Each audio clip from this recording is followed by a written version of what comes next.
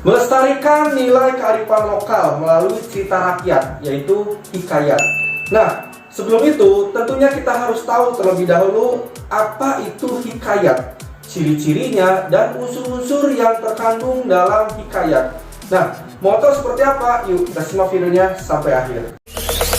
Zombie Apocalypse.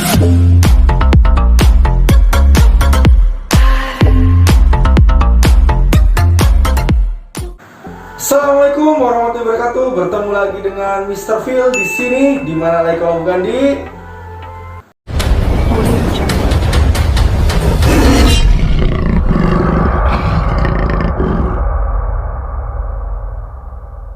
Ya, terima kasih ya. Baiklah, pertama-tama kita selalu panjatkan puji dan syukur kepada Tuhan semesta alam, Allah Subhanahu wa taala. Semoga kita selalu diberikan kesehatan, kemudahan, kelancaran, dan selalu dalam lindungannya. Amin. Dan seperti biasa, bagi kalian yang belum like dan subscribe, silakan untuk like dulu dan subscribe. Oke. Jika sudah, Mr. Phil ucapkan terima kasih banyak dan langsung saja tanpa basa-basi lagi. Yuk, mari kita mulai.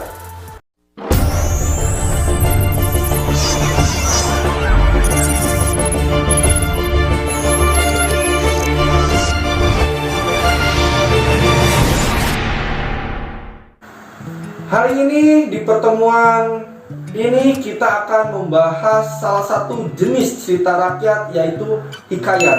Nah, di mana pengertian hikayat adalah salah satu jenis cerita rakyat yang disajikan dengan menonjolkan unsur penceritaan bercirikan kemustahilan dan kesaktian tokoh-tokohnya. Nah, itulah pengertian dari hikayat. Selanjutnya yang kedua, ya. Karakteristik dan ciri-ciri hikayat, di mana hikayat merupakan sebuah narasi yang berbeda dengan narasi lain. Adapun karakteristik atau ciri-ciri hikayat antara lain, yang pertama adalah kemustahilan. Salah satu ciri hikayat adalah kemustahilan dalam teks, baik dari segi bahasa maupun dari segi cerita. Kemustahilan berarti hal yang tidak logis atau tidak bisa dinalar, atau dengan kata lain tidak masuk akal. Selanjutnya, yang kedua, yaitu kesaktian. Selain kemustahilan, seringkali dapat kita temui dalam teks hikayat itu adalah kesaktian para tokoh. Nah, di mana contohnya misalkan tokoh itu bisa terbang, bisa berjalan di air, dan sebagainya. Dan yang ketiga, yaitu anonim. Anonim berarti tidak diketahui secara jelas nama penulis atau pengarangnya. Hal tersebut disebabkan cerita disampaikan secara lisan dari mulut ke mulut, ya. Bahkan dahulu masyarakat mempercayai bahwa cerita yang disampaikan adalah nyata dan tidak ada yang sengaja ataupun yang mengarangnya. Selanjutnya yang keempat, istana setris. Maksudnya, hikayat seringkali bertemakan dengan istana setris, yaitu bertemakan dengan berlatar belakang kerajaan. Nah, itulah karakteristik atau ciri-ciri dari teks hikayat. Setelah pengertian dan karakteristik atau ciri-ciri hikayat, selanjutnya yaitu nilai-nilai dalam hikayat. Hikayat banyak memiliki nilai kehidupan. Nilai-nilai kehidupan tersebut berupa nilai-nilai religius, agama, moral, budaya, sosial, edukasi atau pendidikan, dan estetika atau keindahan. Nah, itulah beberapa nilai-nilai yang terkandung dalam hikayat. Selanjutnya, hikayat pun memiliki unsur intrinsik dan ekstrinsik dalam hikayat.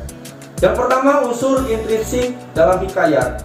Unsur intrinsik ialah unsur yang menyusun sebuah karya sastra dari dalam, yang mewujudkan struktur suatu karya sastra seperti tema, tokoh dan penokohan, alur, sudut pandang, dan gaya bahasa.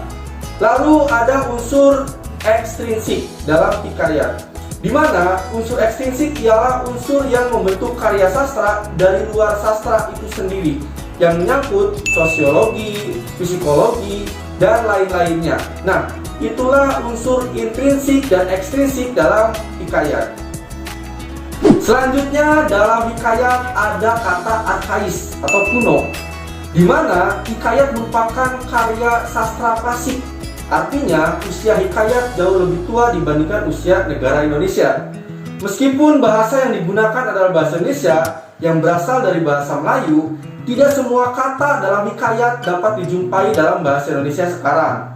Kata-kata yang sudah jarang digunakan atau bahkan sudah asing tersebut sebagai kata arkais, ya, disebut juga sebagai kata arkais, di mana kata itu yang sudah jarang digunakan dalam bahasa Indonesia yang sekarang ini. Selanjutnya yang terakhir dalam teks hikayat yaitu gaya bahasa dan konjungsi, di mana gaya bahasa atau majas penggunaan dalam teks hikayat berfungsi untuk membuat cerita lebih menarik jika dibandingkan dengan menggunakan bahasa yang bermakna logis. Ada beberapa gaya bahasa atau majas yang sering digunakan dalam hikayat, yaitu yang pertama, antonomasia adalah penggunaan sebuah epiteta untuk menggantikan nama diri, gelar resmi, jabatan. Contohnya dalam kalimat berikut, yang mulia tidak dapat menghadiri pertemuan itu. Nah, kata yang mulia ini itu termasuk dari majas antonomasia. Selanjutnya yang kedua, metafora. Metafora adalah analogi yang membandingkan hal secara langsung, tetapi dalam bentuk yang singkat. Contohnya, bunga bangsa, buaya darat, buah hati, cenderamata, dan sebagainya. Nah, itulah gaya bahasa metafora. Dan selanjutnya, yang ketiga, yaitu hiperbola. Hiperbola merupakan gaya bahasa yang mengandung satu pernyataan yang berlebihan. Contoh, kemarahanmu sudah menjadi-jadi hingga hampir meledakkan aku. Nah, itu adalah contoh dari majas atau gaya bahasa hiperbola. Selanjutnya yang keempat, perbandingan atau simile. Perbandingan atau simile adalah gaya bahasa atau majas yang membandingkan suatu hal dengan hal lain menggunakan kata penghubung atau kata pembanding. Contohnya seperti laksana, bab, dan bagaikan. Nah, itu adalah contoh dari majas perbandingan atau simile. Dan konjungsi yang terakhir yaitu kata penghubung, ya, dimana konjungsi digunakan dalam teks hikayat menggunakan konjungsi yang menyatakan urutan waktu dan kejadian dalam cerita atau peristiwanya. Contohnya pada, sebelum, lalu, ketika, selanjutnya, dan sebagainya. Itu adalah contoh konjungsi yang sering digunakan dalam teks hikayat. Nah guys, itulah salah satu penjelasan tentang hikayat, ya, dimana tadi menjelaskan mulai dari pengertian, karakteristik dan ciri-ciri, nilai-nilai, dimana ada unsur intrinsik dan ekstrinsik, lalu yang terakhir ada gaya bahasa dan konjungsi. Nah, bagi kalian yang belum paham atau belum mengerti, silakan kalian bisa tonton ulang video ini beberapa kali, ya, sampai kalian paham. Dan bagi kalian yang tertinggal materi-materi sebelumnya, silakan kalian bisa lihat di channel Phil Arts ini. Oke?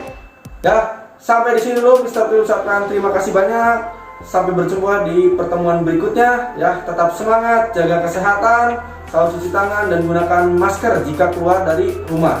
Oke? Salam Phil Arts. Semangat, juang, berkarya.